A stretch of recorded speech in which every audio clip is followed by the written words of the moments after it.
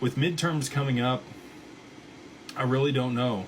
If they aren't able to get traction with the way that it's currently written, it may take much longer for that to get passed through as the focus shifts to midterms. And if the Democrats do win enough votes in either the House or the Senate, I do think it's probably going to get much more difficult for the Clarity Act to get passed as it's written.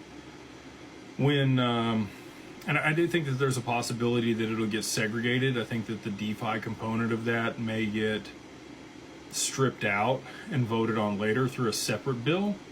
And you might see just the Clarity Act around the CFTC and the SEC and what their oversight is on when it comes to digital assets.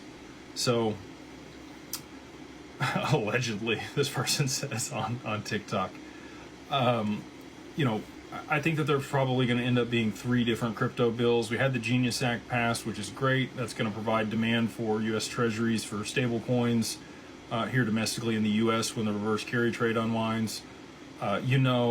I've been talking about that for a long time. We do have conflict over there in the Middle East continuing to escalate. We've got like 50% of one of the larger aircraft that the Navy has there in the region. Big deal. You've got Russia continuing to remove people from that region in anticipation of conflict escalating. Airspace and other things have been shut down. Lloyd's of London has increased the cost of insurance to move through the Strait of Hormuz. If that strait gets shut down, well, I shouldn't say if, I think when that strait gets shut down, you are going to see escalating oil prices there in